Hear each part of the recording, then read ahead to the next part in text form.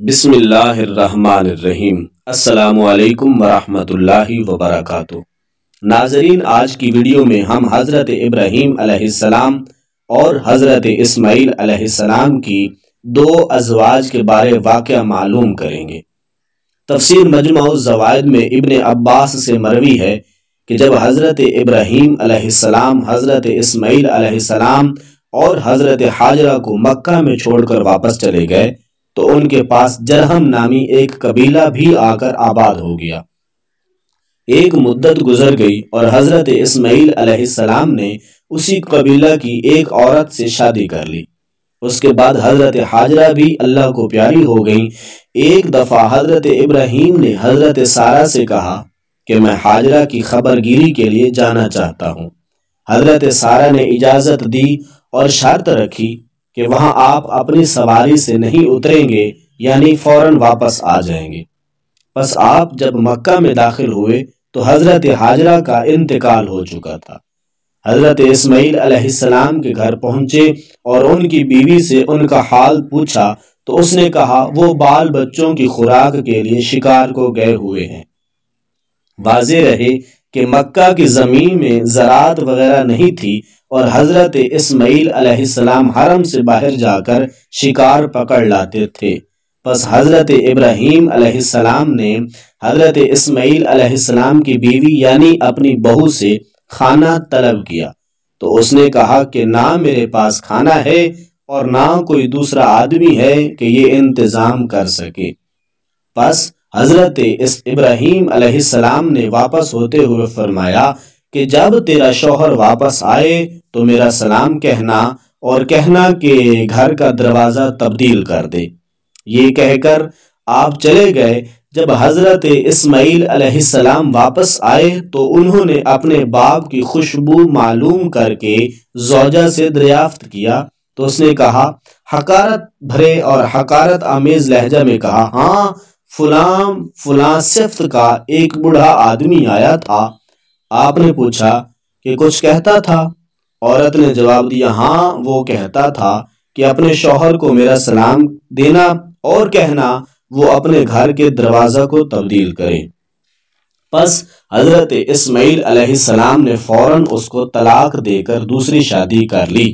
کچھ عرصہ بعد حضرت ابراہیم علیہ السلام نے اپنی زوجہ سارہ سے اسماعیل علیہ السلام سے ملنے کی خواہش ظاہر کی تو انہوں نے اجازت دی اور پھر وہی شرط لگائی کہ سواری سے آپ نیچے نہیں اتریں گے اور فوراً واپس آ جائیں گے۔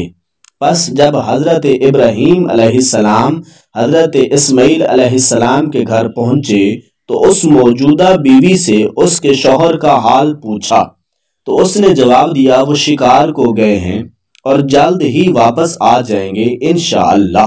ذرا اللہ پاک آپ پر رحم فرمائے، تشریف رکھیے۔ آپ نے کھانے طلب فرمایا تو فوراً دودھ اور گوشت سے ان کی ضیافت کی گئی۔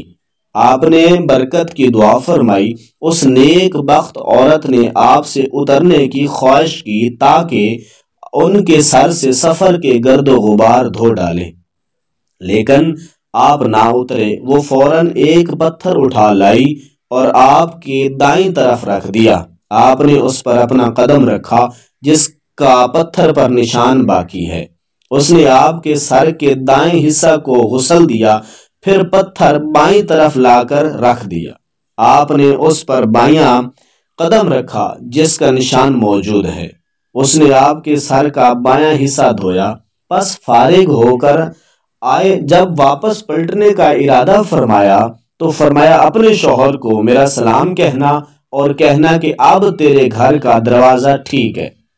جب حضرت اسماعیل علیہ السلام واپس آئے تو باپ کی خوشبو سونگھی تو اپنی بیوی سے دریافت فرمایا تو اس نے جواب دیا، ہاں نہایت خوبصورت اور پاکیزہ خوشبو رکھنے والے ایک بزرگ تشریف لائے تھے۔ انہوں نے ایسا فرمایا اور میں نے یہ عرض کیا تھا اور ان کے سر کو غسل بھی دیا تھا، چنانچہ اس پتھر پر ان کے نشانات باقی ہیں۔ حضرت اسماعیل علیہ السلام نے فرمایا کہ وہ میرے والد محترم حضرت ابراہیم علیہ السلام تھے۔ بیان کیا جاتا ہے کہ مقام ابراہیم یہی وہ پتھر تھا جس پر حضرت ابراہیم علیہ السلام نے اپنے قدم رکھے تھے اور جس کو مصلی بنانے کا امت اسلامیہ کو حکم دیا گیا ہے۔ بہزاوی نے لکھا ہے کہ حضرت ابراہیم علیہ السلام کا جو مقام ابراہیم ہے جس پر کھڑے ہو کر آپ نے لوگوں کو حج کی دعوت دی تھی، اور یہ بھی کہا گیا ہے کہ یہ وہ مقام ہے جہاں کھڑے ہو کر آپ نے بیت اللہ کی تعمیر فرمائی تھی۔ جس پتھر پر حضرت ابراہیم علیہ السلام کے قدموں کے نشان ہیں، اس کے متعلق بعض ارباب تحقیق نے یہ تحقیق ظاہر کی ہے کہ حضرت ابراہیم علیہ السلام کا یہ معجزہ تھا کہ پاؤں کے نیچے پتھر مٹی کی طرح نرم ہو جاتا تھا، جس سے ان کے پاؤں کا نشان باقی رہتا تھا۔ امید کرتا ہوں کہ آپ کو آج کی یہ ویڈیو پسند آئی ہوگی۔ اگر آپ کو ہماری ویڈیو پسند آئی ہے تو لائک کریں اور دوستوں کے ساتھ شیئر